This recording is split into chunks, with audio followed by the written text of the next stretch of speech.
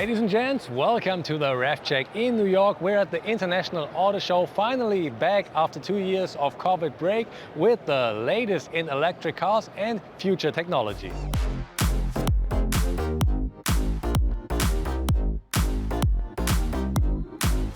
Vietnamese car maker Vinfast is also here with its model lineup, and that are all purely electric SUVs, smaller or bigger, and one of these is the VF8. And you can not only take a look at it, but you can also drive it on the test track. The EV Test Track offers test rides to anyone willing to wait in line. A number of manufacturers have got at least one of their cars here.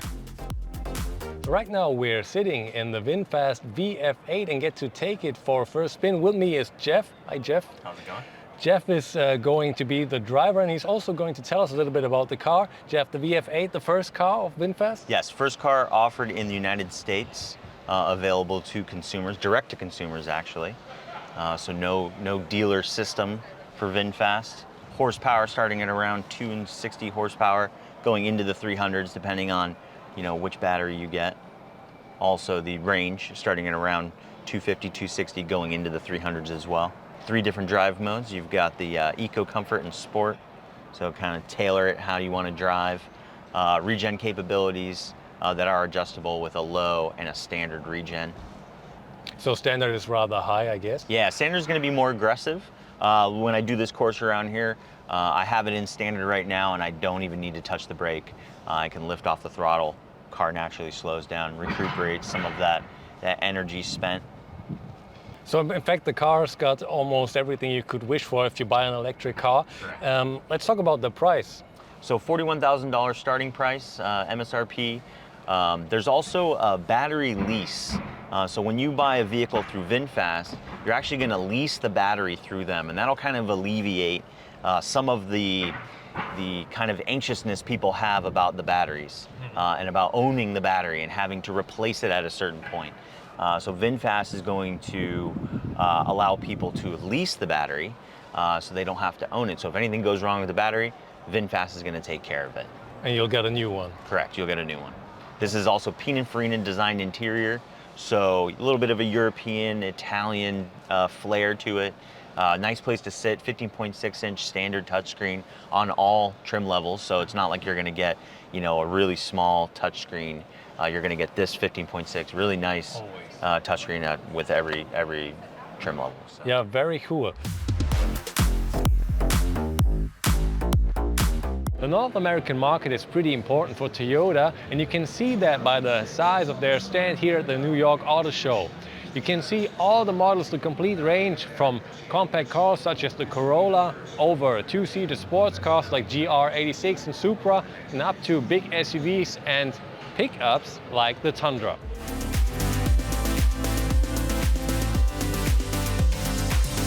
Toyota was among the first manufacturers to bring hybrid cars into mass production, and they did this very successfully. But when it came to purely electric cars, they somewhat slept, and now they bring their first purely electric car, the bZ4X. It features a 71.4 kilowatt-hour battery and offers a range of around 450 kilometers according to WLTP, which is pretty solid. The car looks pretty good if you ask me, and it will be available with different power outputs, starting with the 204 horsepower base version that will make the dash from 0 to 100 kilometers an hour in 8.4 seconds, but all versions will only go up to a maximum speed of 160 kilometers an hour, just like a lot of other competitors do in that segment. And the Toyota bZ4X is available for test rides at the exhibition venue.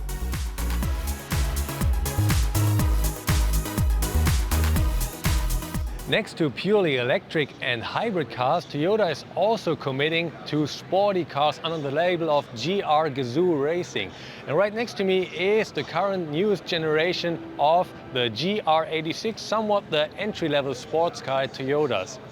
It looks quite good, but a little too friendly if you ask me. Of course, I get it, you need to set apart from the real sports car, the Supra.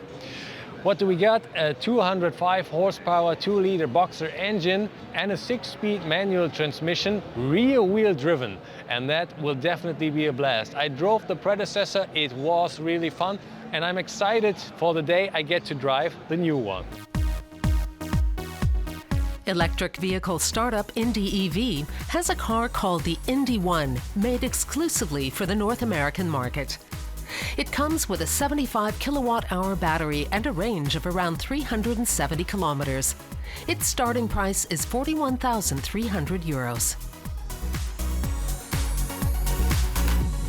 Kia presents the all-new 2023 Niro. Underlining the brand's ambitions for electrification, the car will be available as a hybrid, a plug-in hybrid, and in a purely electric version.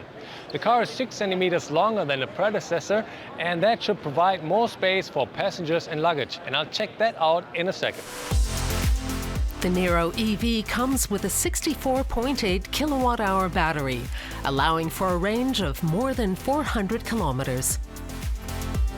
The space in the back right here is pretty decent if you consider this is a compact car. You can see this right here. There is quite a bit of space left. The headroom is okay as well. Of course, the C-pillar is pretty huge.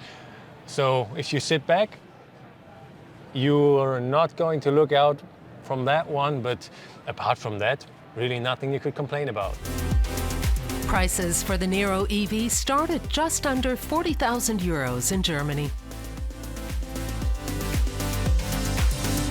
Hyundai has unveiled its new 2023 Palisade, the flagship model of the brand, and it has been updated, as you can tell, not only by the looks, but also on the interior. For example, you will now have a heated third row of seats. You will have a center rear view mirror that will fully digitally show you a picture of what's behind the car, so no more obstructions. And for example, it also is the first Hyundai car that features a Wi-Fi hotspot. So whenever you take someone in your car, you can say, hey, you want some internet? Then they will not have to surf on their data plan. They can do it with your car. When it comes to engines, there is only one engine, and it is not a hybrid nor a plug-in hybrid. It is a regular 3.8-liter V6 engine, around 290 horsepower, and that is probably also the reason why this car is not available, for example, in Germany. In Germany, the biggest Hyundai you can get, and the flagship model there, is the Santa Fe.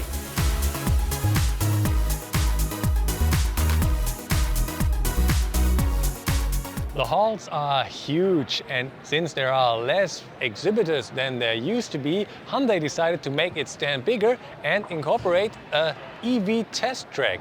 As you can tell, Hyundai Ioniq 5s are doing their laps right behind me, so visitors get to experience that car. And talking about the Ioniq 5, it has been proclaimed World Car of the Year.